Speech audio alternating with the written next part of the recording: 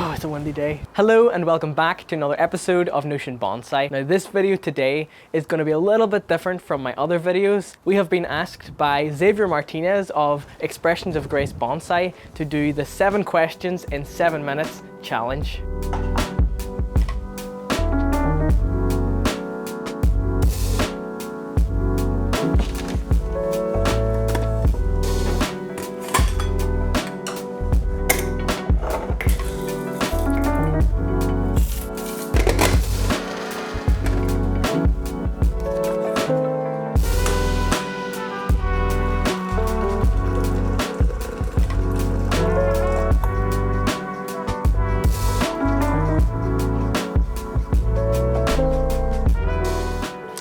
Welcome. So I have written all of the 7 questions down in my little notebook here. And the first question is, who are you? If you're new to my channel and you haven't seen any of my videos before, my name is Adam McCallion and I make bonsai videos here on YouTube under the channel name Notion Bonsai. I'm from a little city in Northern Ireland called Derry. I'm 24 years old as of 2023. My birthday is on the 14th of November 1998. I am 5'6" in height, so I'm quite short. The second question is, what country/region are you from? I think I answered this in the first question, but in terms of the region, I think I'm in a zone 9, although sometimes the temperatures can be as chilly as a zone 8 and as mild as a zone 10. But what I really like about it here is it rains a lot, and in bonsai, as you know, if you do bonsai, you have to water your trees almost every single day to ensure that all of them is watered. And if I look outside here and it's raining, I go, great, I don't have to water the trees today because it will just pour down. And because the city that I live in is in a valley, the clouds sort of all come in and linger over it, and then they'll just sort of empty into there. So it rains quite a lot here. Today is a great day, it's not raining. I'm able to sit outside, and I actually think it's one of the hottest days of the year today. It is 17 degrees. Question number 3, what was your first bonsai? And was in that question is a great way of saying it. That tree is now dead. My first bonsai was a sweet plum. And whenever it came to me, I didn't really have much knowledge about bonsai and how to care for trees. And even now I'm still learning about bonsai. I don't think your journey of learning about trees is ever over. You're always learning, and I'm always open to lots of new ideas in bonsai and different things that people have to say. But when I got this tree, it was in a very composty, coconut core soil, and it was so waterlogged. I didn't know any different. It said on the little care guide that I got with it to water it once a week, and that's what I was doing. I kept it by the window in my kitchen and I was watering it every week, and the soil just kept getting wetter and wetter, and then there was fungal problems. The leaves started dropping and I'm like, what am I doing wrong? I'm doing exactly what it says in this care sheet. But care sheets like that don't really factor in your own humidity and your climate, and because it rains a lot here and the air is always really humid, I have found that my trees like a lot more of a free draining soil mix. If I had have known at the time, I probably would have repotted it into some nice free draining bonsai soil in an attempt to try and revive it. I still have kept the little twisty trunk of it. I'm gonna go find it. I have found it. This is my first bonsai. I kept it because it was my first bonsai, and my intention is to eventually wrap a live tree around this, possibly a juniper or a hinoki, and create a tanuki from this little piece of deadwood. I would just like to say on a side note, I think every bonsai artist in some capacity has killed a tree, and it's a completely natural thing to happen. With people getting started in bonsai, they'll most likely kill their first tree because they aren't that experienced with bonsai, and then they get the notion in their head that, oh, I'm not good at gardening, I don't have the green thumb or whatever that is. I don't think that exists. I just think that the more you do something, the better you get at it. And you've just gotten your first bonsai and you don't really have that much knowledge, of course there's a higher chance of you killing it. I think when a tree dies, it's the best time to learn about what went wrong. And then when it comes to the bonsai community online, the more people that do bonsai and the more people that make mistakes, we get to share them mistakes with each other and we get to learn from each other. That way we all aren't making the mistakes that other people made. I don't know if you've heard the term standing on the shoulders of giants, which is basically learning from the mistakes of others and the successes of others. I think years ago it was a lot more difficult to do bonsai because everything was learnt from books and you didn't really have that wealth of information that we now have online. You could pick up bonsai in a couple of days of just watching a few different videos. Anyways, what I was trying to say is if your tree dies on you, instead of being discouraged by it, try and learn from it. Question number 4 is, what is my favorite bonsai and why? I don't really have a favorite bonsai. I have a lot of trees that I like, but I don't think I have any trees that look good enough yet to be my favorite. But I am going to pick one and show off one that I really like at the moment.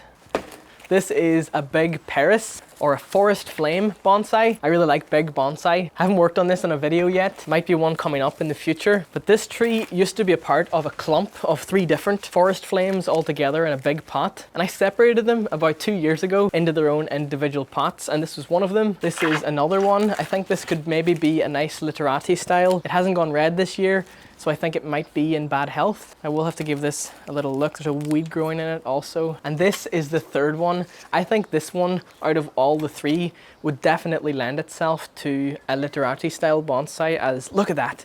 A lovely slender trunk line comes up, then comes down, and you got all this foliage just on the top. All of my trees do have weeds at this time of year. All of these forest flame also have probably been in my garden for the past 23 years, and I'm 24. I want to show off one more tree before we move on to the next question. And it's like a giant tree. You can't even see it. I need to move the camera back a little. This is a great big sycamore tree, and sycamores grow here like weeds. They're everywhere you look, in the ground, in the cracks of pavements. This was like a big tree that I collected as a yamadori, and before we dug it out of the ground, I did a trunk chop on it, and it stayed in this pot for a year, and all it looked like was just a stick in a pot. And then over the last 2 years, it has began to send out branches, and it's beginning to get that sort of triangular bonsai shape. And I think with a sycamore, because they have quite big leaves, a bonsai of this height would suit the leaf size more, because if the tree was this size and the leaves were that big, it wouldn't look proportional. Question number 5. What is your worst bonsai and why? I don't really like to think that any bonsai looks bad. I think of all bonsai really as a bonsai in training until it looks good. Eventually, you'll have some material to work with when it grows, and you can come back, do some refinement, and just let it grow again. But at the moment, I think the ugliest tree I have. Then again, beauty is very subjective. You may think this tree looks good, where I think it doesn't look good. And that's another really interesting thing with bonsai. Beauty is very much in the eye of the beholder. And aesthetics is that whole branch of philosophy where you're trying to understand beauty. I think bonsai really explores that branch of philosophy. Okay, I know which tree I don't like the most.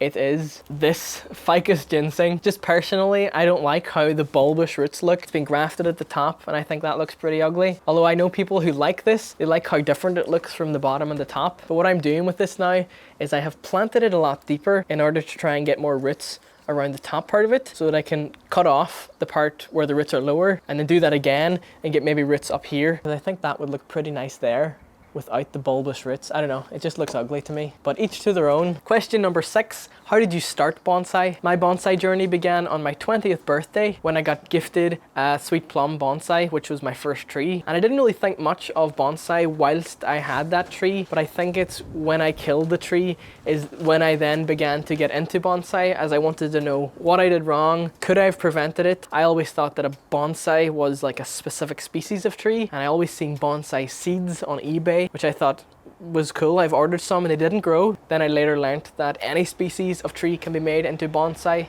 and I think for me that was just really cool, that any tree can be made miniaturized. And question number 7, what is the most that you've paid for a tree, or what do you like working on the most and why? I'm going to answer 2 of them. The most I've paid for a tree is £85, which I think was quite cheap for what I got. I got an Itoigawa juniper. This is it here, and it's featured on a few of my other videos. I think now easily I have seen trees of this shape and style going for easily 200. So I think I got a bargain for what I got. Please don't be discouraged by that kind of price. Bonsai by no means has to be an expensive hobby. You can start off trees from little cuttings, little seedlings, or even a little £5 tree that you could find in a garden centre. Remember how I said earlier that sycamores grow here like weeds? These are a few sycamore trees that I picked up from my local park. They were growing as little tiny seedlings, and they're in these pots for the last 2 years now, so you can see what kind of material you can grow fairly quickly in just 2 years. There's another one here. This is another little one. I really love the leaves on the sycamore. They're quite similar to maples, and they are actually in the same family as maples. So just to get this to look a little bit more miniaturized now, I would take off the bigger leaves. That looks a little better. Maybe I would cut it here too. As for what I like working on the most, I think that neglected material is quite fun to work on, as it's a challenge to turn a tree that is quite out of control into a tree that's presentable or almost presentable in the next couple of years as a little bonsai. And when it comes to the species that I like working on, I quite like working on a few different species. I like junipers. I really love working on Japanese maple. I think that would be on my top 2, junipers and maples. Really love working on pines. Cotoneasters are fantastic to work on, and so is Japanese larch. I think they're a great 2 species for beginners getting into bonsai. And my favorite flowering species would probably be azalea. And that is all 7 questions. I would just like to say a big thank you to Xavier Martinez from Expressions of Grace Bonsai for asking us to do this challenge. It's really great to be a part of the bonsai community and to be put in the playlist with everyone else who's done it. I would also highly recommend you go check out Xavier's channel if you haven't already. He makes a lot of really great bonsai videos and he's a great guy with a great personality. If you enjoyed this video, please be sure to leave a like down below. It really helps out the channel a lot with the YouTube algorithm. Let me know down in the comments what you thought of this video, and if you have an experience with killing one of your bonsai, share it down in the comments and we can all have like a learning area where we can learn from other people's mistakes. If you would like to support me and the things that I do on this channel, consider hitting the thanks button down below. And if you would like to stay up to date on all of the things that I do off camera, please follow me on Instagram. It's @NotionBonsai and you'll be able to see all the things that I do on there. But on that, thank you so very much for watching.